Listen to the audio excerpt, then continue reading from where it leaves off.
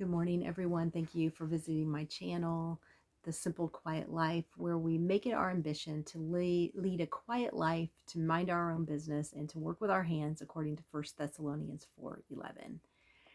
This is my kitty cat right here in the background. You see him. This is Cuddles. Cuddles. Hey, Cuddles. Hey. I woke him up. Anyway, I've had him since he was a kitten. Our daughter and son-in-law gave him to us when he was just a barn cat at our son-in-law's house. And he had a leg problem, or it was like a hip leg problem. So very early on, he had to have surgery, and he was just limping and in pain. And so we call him our $3,000 cat because that's how much it cost us to get him fixed. And he still limps, but he's not in pain anymore. And we're still paying for him, which that was a couple of years ago. But anyway, he is a very special cat to us because we've taken care of him and kind of babied him since he was born. But anyway, I wanted to read this morning about simple living, and I'm taking an article from a magazine called Plain Values, and the subtitle is Faith-Centered Simple Living. This is the spring 2025, or I'm sorry, spring 2026 edition. And I don't know, that's kind of blurry, but I just subscribed to this about probably a little over a year ago. I've been getting it for a while. And there was an article in here that I just wanted to read part of. This is called the Grace-Filled Homestead. And the author is Lana Stenner.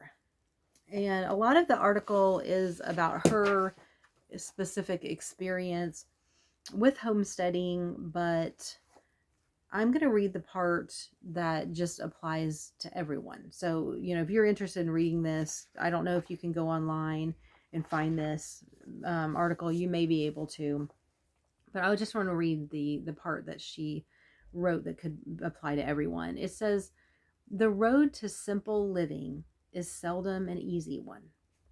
It's usually filled with bumps and potholes along the way, but the intentional lifestyle is worth the long journey. I want to encourage you that no two homesteads look alike, and we all struggle. Anyone can be a homesteader if that is their dream. In every state across this country, there's a movement of those dreaming of going back to the basics, growing their own food, and slowing down their pace. They want to trade in material possessions for a raised garden bed and a rooster and say goodbye to relying on others to seek out a life of intention and purpose. I want to encourage you that it is less about the amount of space and time that you have and more about the mindset. Let's pick back up those old family recipes, cultivate the vegetable gardens, and spend more time on the front porch with those we love.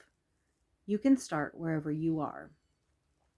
Laser focusing on what you want will many times mean leaving some other things behind, and that is hard to do, especially if what you are leaving behind is also good, like a job, a neighborhood, or even a relationship. Many of us have the desire deep down in our hearts to be a homesteader and slow down our fast-paced consumer lifestyles, but we hesitate to have that dream because we don't live on a 100-acre farm. A farm is not needed to enjoy life's simple pleasures. You can follow your dream in a downtown apartment. Think of those early pioneers living in the backs of covered wagons for months and even years. Slowly, as the wooden wheels turned, making progress over the rocky trail, they were making their way from homelessness to the fulfillment of their dreams of freedom on the open range. It was a journey measured inch by inch. The early pioneers lived a simple life out of necessity, with long days of labor and minimal possessions. They were intrinsically grateful and possessed an appreciation for God, their loved ones, and what little they had. I am so excited to see the next generation embracing the adventure into intentional living. And that again is from the Plain Values magazine. It's just an expert. It's an excerpt from the Grace-Filled Homestead article by Lana Stenner. I really liked what she said about that a farm is not needed to enjoy life's simple pleasures, and that you can follow your dream in a downtown apartment. I really like that because it just, most of us who have, well, I don't want to say most of us, but a lot of us who have, a desire to live a simple, quiet life, more of an old fashioned life, on a homestead where we have land and gardens. Most of us, a lot of us don't have big 100-acre properties to do that on. But that's what this author is saying, is that we can still do that. We can still live that old fashioned, simple life, and we can put down our technology. We can focus on the things that really matter in life, like our family and our friends. Um, a, a lot of things that are just going back to the simple things in life instead of the complicated things that make noise in our world. I know for me, being on the internet a lot is kind of like noise in my mind and my spirit. And I just need those times where I put those all of the electronic devices down, and I just spend time reading or writing letters or writing in my journal and doing the very simple things of life, getting outside and digging in the dirt, planting something, spending time with friends, and just doing the things that, a lot of times, things that don't even cost any money. They're just very simple. So I want to encourage you today, um, to remember that simple living can happen whether you have a 100-acre farm or whether you are in an apartment. And what are some things, I'd be curious to know in the comment section, what are some things that you are doing to simplify your life, to make it more focused on the things that matter to the Lord, and that help your own peace of mind, and that help grow your family better. What are some things that you do? I know one thing. I'm just going to say one thing that I do, that I have done recently, is something I've always wanted to do. Is to take our TV and we have a very small TV. We don't want a bigger TV. People say, "Oh, you need a bigger TV." We don't need a bigger TV. We don't want a bigger TV.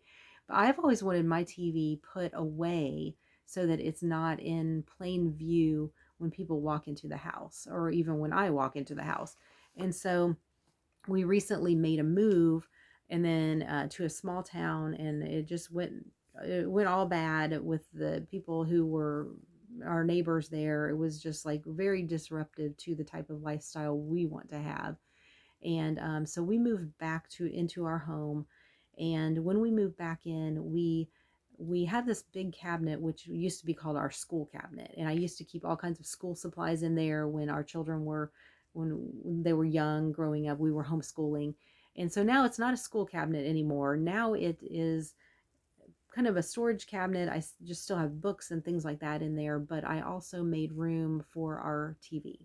So it has two doors that open in the middle, and we just put our TV in there. We put our DVD player, and we still have a VHS player. We put all of that in there. It's not hooked up, and it's just behind closed doors, and I love that. So that's one thing that I have done recently to make my life simpler and quieter and more old-fashioned and peaceful. So let me know in the comments section, what is something that you have done or that you do to simplify your life.